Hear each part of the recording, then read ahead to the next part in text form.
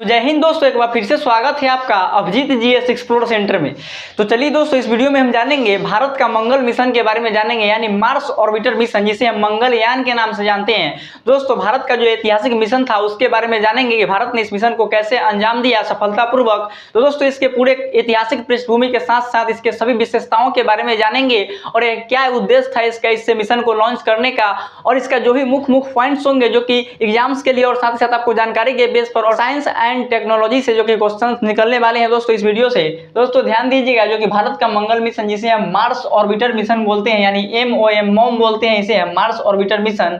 तो दोस्तों, इसे मंगलयान के नाम से भी जाना जाता है। दोस्तों, भारत का जो मंगल मिशन है दोस्तों, इसका कुछ ऐतिहासिक पृष्ठभूमि भी है और इसकी विशेषताएं क्या है या इसका क्या उद्देश्य है, इसमें दोस्तों हम मंगलयान के सभी गतिविधियों के बारे में अध्ययन करेंगे। तो दोस्तों, इस वीडियो में बने रहिएगा और अंतिम तक देख कर जाइएगा वीडियो को, और चैनल पे नए हैं तो चैनल को सब्सक्राइब कर लीजिएगा। तो चलिए दोस्तों, जानते हैं भारत का जो मंगल मिशन है MOM यानी मंगलयान, तो इसका जो एक तरह से जो मिशन है वो दोस्तों इंटरप्लेनेटरी मिशन है, यानी एक ग्रह से दूसरे ग्रह पर जो कि अंतरिक्ष यान को भेजने वाला ये मिशन है, जो कि इंटरप्लेनेटरी मिशन है, जो कि भारत का जो कि इसरो स्पेस के क्षेत्र में कार्य करता है, इंडियन स्पेस रिसर्च ऑर्गेनाइजेशन के द्वारा इस मिशन को अंजाम दिया गया सफलतापूर्वक। दोस्तों, हमारे देश में भारत में जो कि अंतरिक्ष के क्षेत्र में कार्य करने वाली संस्था है, जो कि उसका नाम है इसरो, यानी इंडियन स्पेस रिसर्च ऑर्गेनाइजेशन, यानी भारतीय अंतरिक्ष अनुसंधान केंद्र। तो दोस्तों, इसी स्पेस एजेंसी के द्वारा इस मिशन को जो कि सफलतापूर्वक मंगल की कक्षा में जो कि ऑर्बिटर को स्थापित किया गया। मंगलयान में दोस्तों जो कि ऑर्बिटर था, इसमें लैंडर नहीं था, जो कि ओनली फॉर ऑर्बिटर था इस मिशन में। मार्स ऑर्बिटर मिशन, इसका नाम से भी आप समझ सकते हैं, मार्स ऑर्बिटर मिशन, यानी कि मंगल के जो कक्षा में, मंगल के ऑर्बिट में जो कि एक ऑर्बिटर भेजा गया था, जो कि मंगल ग्रह के हर एक गतिविधियों को अध्ययन करने के लिए इस मिशन को भेजा गया था मंगल की कक्षा में। तो दोस्तों, हम इसके बारे में इस विस्तार से समझेंगे, तो बने रहेगा वीडियो पर। दोस्तों, जो भारत का जो मंगल मिशन मार्स ऑर्बिटर मिशन जो कि एक इंटरप्लेनेटरी मिशन था, जो कि एक ग्रह से दूसरे ग्रह पर अंतरिक्ष यान को भेजने वाला मिशन था। तो इंटरप्लेनेटरी मिशन के बारे में आप समझ चुके हैं। दोस्तों, चलिए अब समझते हैं कि इसका जो एक तरह से आप समझते हैं कि क्या इसका जो कि ऐतिहासिक पृष्ठभूमि है उसके बारे में समझते हैं। ये जो मिशन था दोस्तों, भारत के लिए एक चुनौती भरा था, और भारत ने इस सभी चुनौतियों को नकारते हुए भारत ने इस मिशन को आत्मनिर्भरता पूर्वक और स्वदेशी रूप से इस मिशन को पूरी तरह अंजाम दिया सफलतापूर्वक। दोस्तों, भारत ने जो कि भारत दुनिया का ऐसा चौथा देश बना था इस सीरीज में, जो कि मंगल ग्रह पर जो कि जाने वाला दुनिया का चौथा देश बना था। अमेरिका, रूस और यूरोपियन देश के बाद भारत जो कि चौथा देश बना था, जो कि मंगल की कक्षा में प्रवेश करने वाला दुनिया का चौथा देश बना। और दुनिया इसरो को अभी लोहा मानता है, जो कि दुनिया के टॉप 5 एजेंसी में इसरो का नाम आता है। दोस्तों, इसरो ने इस मिशन को एक आत्मनिर्भरता पूर्वक और स्वदेशी तौर से इस मिशन को सफलतापूर्वक अंजाम दिया, और दुनिया का ऐसा पहला देश बना जो कि प्रथम प्रयास में जो कि मंगल के कक्षा में इस अंतरिक्ष यान को पहुंचाया, और एशिया का ऐसा पहला देश बना जो कि मंगल तक पहुंचने वाला एशिया का पहला देश भारत बना, जो कि इस मिशन के सफलता के बाद। और साथ ही साथ दोस्तों, आप समझे कि अमेरिका, रूस और यूरोपियन देश के बाद जो कि दुनिया का चौथा देश बना भारत, जो कि मंगल तक पहुंचने वाला। तो दोस्तों, ये जो मिशन था भारत के लिए बहुत ही चुनौती भरा था, और भारत ने इस चुनौती भरे मिशन को करके दुनिया को दिखाया कि हम भी इस क्षेत्र में कार्य करने के लिए, स्पेस के क्षेत्र में कार्य करने में आत्मनिर्भर है, सक्षम है। तो दुनिया पहले इसरो का मजाक उड़ाता था, लेकिन जब इस मिशन को भारत ने लॉन्च कर दिया तो दुनिया इस इसरो को लोहा मानने लगा। तो दोस्तों, चलिए अब समझते हैं इसका कुछ और ऐतिहासिक पृष्ठभूमि है उसके बारे में समझते हैं। इसका जो ये जो मंगल मिशन का किस तरह से इसका जो कि एक तरह से जो परियोजना को मंजूरी मिला और कैसे इसका जो कि सफर शुरू हुआ उसके बारे में समझते हैं। तो चलिए दोस्तों, अब समझते हैं 22 अक्टूबर 2008 को जो कि भारत ने चंद्रयान 1 भेजा था, जो कि चंद्रमा की कक्षा में जो कि भारत ने चंद्रयान 1 मिशन भेजा था। तो चंद्रयान 1 मिशन के सफलता के बाद भारत के वैज्ञानिकों ने यह योजना बनाया कि अब हमें मंगल ग्रह तक जाना चाहिए। तो भारत ने उस समय से उसके बाद भारत ने मंगल के लिए अपना सफर को शुरू करना चाहा। 22 अक्टूबर 2008 को जो कि चंद्रयान 1 जो कि चंद्रमा की कक्षा में लॉन्च कर दिया गया। उसके बाद जो कि 23 नवंबर 2008 को जो कि इसरो की जो कि उस समय तत्कालीन जो अध्यक्ष थे जी माधवन नायर, 23 नवंबर 2008 के कौन थे? तो जी माधवन नायर, जो कि उस समय तत्कालीन इसरो के प्रमुख थे, अध्यक्ष थे। तो दोस्तों, जी माधवन नायर ने जो कि मंगल ग्रह पर मानव रहित मिशन भेजने के लिए जो कि एक तरफ से सार्वजनिक तौर पर जो कि एक स्वीकृति का घोषणा किया, जो कि मंगल ग्रह पर मानव रहित मिशन को भेजने के लिए सार्वजनिक तौर पर उन्होंने जो कि एक स्वीकृति का घोषणा किया, जी माधवन नायर, जो कि तत्कालीन इसरो के प्रमुख थे, 23 नवंबर 2008 ईस्वी को। दोस्तों, तो चलिए समझते हैं उसके बारे में। तो उसके बाद जो कि दोस्तों 3 अगस्त 2012 को जो कि भारत के तत्कालीन prime minister doctor Manmohan Singh ने जो कि कि 3 अगस्त 2012 को इस परियोजना को मंजूरी दे दिया। तो इस तरह से जो कि भारत का जो कि मंगलयान का जो कि सफर शुरू हुआ और 3 अगस्त 2012 को जो कि डॉक्टर मनमोहन सिंह के द्वारा इस मिशन को मंजूरी दे दिया गया। उसके बाद भारत ने इस मिशन को अगले साल यानी 2013 में लॉन्च करने का जो कि योजना बनाया और भारत ने 2013 में इसको लॉन्च भी किया। तो दोस्तों 28 अक्टूबर 2013 ईस्वी को भारत ने इस मिशन को लॉन्च करने का जो कि योजना बनाया, लेकिन 28 अक्टूबर 2013 को जो कि प्रशांत महासागर में जो कि एक तरह से मौसम खराब के कारण जो कि भारत ने इस मिशन को 5 नवंबर के लिए स्थगित कर दिया, क्योंकि समुद्र में इसलिए समुद्र में जो कि मौसम खराब था वहां पे जो कि एक तरह से जो वहां पे जहाज पर जो अंतरिक्ष यान को जो कि संचार सुविधा और नेटवर्क सुविधा प्रदान करने के लिए जो जहाज उसमें थे अंतरिक्ष यान के लिए जो नेटवर्किंग सुविधा संचार सुविधा जो प्रदान करते जो टेलीमेट्री और जो उसका जो ट्रैकिंग सिस्टम्स जो होते हैं जो कि समुद्र में जाकर जो कि प्रशांत महासागर में जाकर जहाज जो कि उससे उस अंतरिक्ष यान का जो कि एक तरह से ट्रैकिंग होता, तो उस समय उस जहाज नहीं जा पाता जो कि प्रशांत महासागर में जो कि मौसम खराब के कारण कुछ भी हो सकता था। इस कारण से उस मिशन को जो कि 5 नवंबर के लिए स्थगित कर दिया गया। जो कि योजना बनाया गया था 28 अक्टूबर 2013 को ही, लेकिन प्रशांत महासागर में मौसम खराब के कारण इस मिशन को जो कि 5 नवंबर के लिए स्थगित कर दिया गया। क्योंकि 5 नवंबर के लिए इसलिए स्थगित किया गया क्योंकि प्रशांत महासागर में मौसम खराब के कारण वहां पे जो ट्रैकिंग जहाज जो अंतरिक्ष यान को ट्रैक करने के लिए जो जहाज जाते पानी में वो जो कि मौसम खराब के कारण नहीं जा पाते, इसके कारण जो कि 5 नवंबर को इस मिशन को लॉन्च किया गया। तो 5 नवंबर 2013 को तो इसे आंध्र प्रदेश श्रीहरिकोटा के सतीश धवन अंतरिक्ष केंद्र से इसे जो कि आंध्र प्रदेश के श्रीहरिकोटा में मौजूद है सतीश धवन अंतरिक्ष केंद्र, वहीं से 5 नवंबर 2013 को इससे मार्स ऑर्बिटर मिशन यानी मंगलयान को जो कि सफलतापूर्वक लॉन्च कर दिया गया 5 नवंबर 2013 को। उसके बाद जो कि 24 सितंबर 2014 ईस्वी को जो कि मंगलयान जो कि 24 सितंबर 2014 को मंगल की कक्षा में मंगल के ऑर्बिट में सफलतापूर्वक स्थापित हो गया। तो दोस्तों जो कि सतीश धवन अंतरिक्ष केंद्र जो कि आंध्र प्रदेश के श्रीहरिकोटा में मौजूद है, जो कि इसरो का एक दूसरा मुख्यालय है जो कि सतीश धवन अंतरिक्ष केंद्र, यहीं से इसरो जो कि सभी रॉकेट को जो कि लॉन्च करता है सतीश धवन अंतरिक्ष केंद्र से। दोस्तों 24 सितंबर 2014 ईस्वी को मंगल ग्रह के जो कि कक्षा में मंगल ग्रह के ऑर्बिट में इस मंगलयान को जो कि इसरो के द्वारा सफलतापूर्वक लॉन्च कर दिया गया, सफलतापूर्वक स्थापित कर दिया गया। दोस्तों ये जो मिशन है जो कि भारत के लिए एक चुनौती भरा था और भारत ने इस मिशन को करके दिखाया दुनिया को। तो दोस्तों इस तरह से समझ सकते हैं आप, इसके सभी ऐतिहासिक पृष्ठभूमि के बारे में आपको हम समझा दिए, जो कि 5 नवंबर 2013 को इसको लॉन्च किया गया और 24 सितंबर 2014 को यह मंगल की कक्षा में मंगल के ऑर्बिट में स्थापित हो गया। दोस्तों आप समझ चुके हैं कि लॉन्च स्थान इसका श्रीहरिकोटा आंध्र प्रदेश है। प्रक्षेपण यान जो कि PSLV C-25 इसका है और ये जो श्रीहरिकोटा में सतीश धवन अंतरिक्ष केंद्र मौजूद है।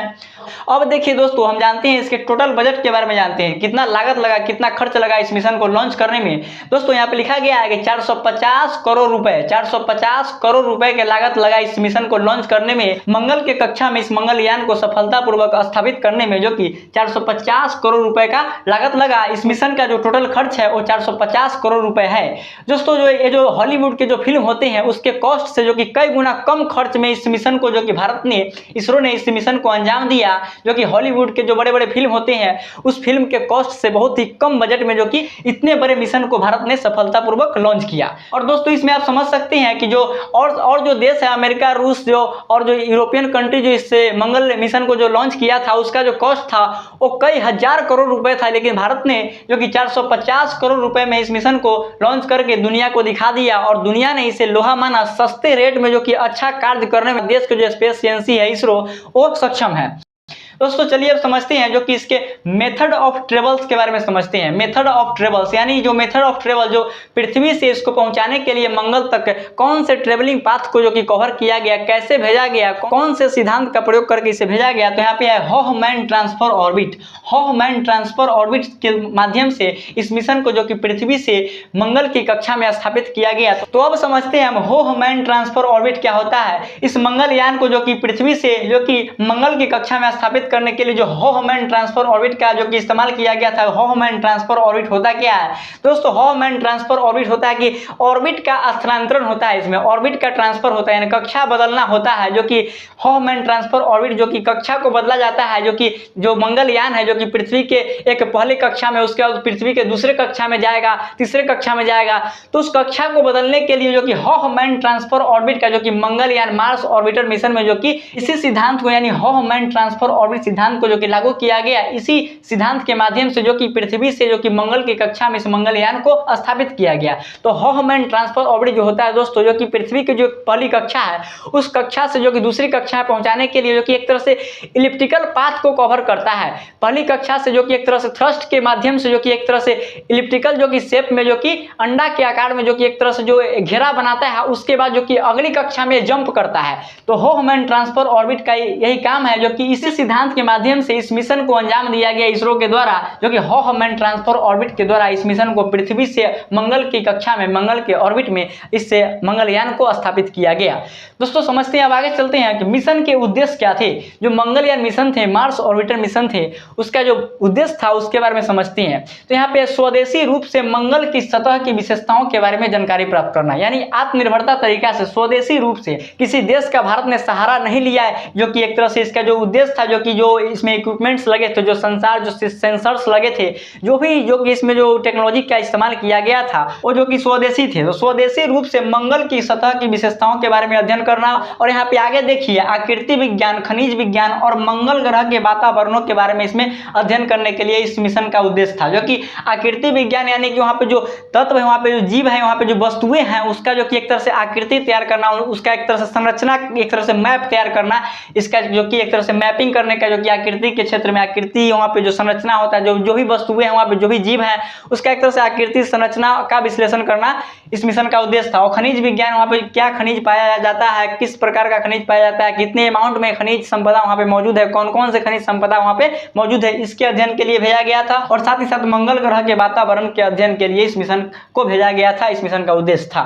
और दोस्तों इस मिशन का भेजने का और उद्देश्य था, जो कि भारत को एक इंटरप्लैनेटरी मिशन में जो कि आत्मनिर्भरता प्राप्त करना था, यानी कि एक ग्रह से दूसरे ग्रह पर जो कि अंतरिक्ष यान भेजने में जो कि एक आत्मनिर्भरता प्राप्त करना था, यानी इंटरप्लैनेटरी मिशन को अंजाम देने में जो कि भारत एक तरह से सक्षम बनना चाहता था, सेल्फ डिपेंडेंट बनना चाहता था आत्मनिर्भर तौर पर। तो इस तरह से इसका मिशन का उद्देश्य ये भी था। तो चलिए दोस्तों आगे समझते हैं, हम टेलीमेट्री एंड कमांड्स के बारे में समझते हैं। जो मंगलयान को किस तरह से जो कि कमांड्स किया गया, नेविगेट किया गया, इसे किस तरह से संपर्क साधा गया, कम्युनिकेट किया गया, इसे किस तरह से ट्रैकिंग किया गया, इस पर किस तरह से ध्यान रखा गया, उसके बारे में समझते हैं। इसको हम टेलीमेट्री एंड कमांड्स कहते हैं। यहाँ पे आगे देखिए दोस्तों, जो इसको जो कंट्रोल करता है वो ISRO telemetry tracking and command network के द्वारा कंट्रोल किया जाता है। ये जो ISRO telemetry and tracking command network जो मौजूद है वो बेंगलुरु में स्थापित है। जो कि ISRO telemetry tracking and command network कहाँ है, तो बेंगलुरु में स्थापित है। और साथ ही साथ इसे कमांड करने के लिए, इस यान को, मंगलयान को कमांड करने के लिए जो कि इंडियन डीप स्पेस नेटवर्क और नासाज डीप स्पेस नेटवर्क का सहायता लिया गया।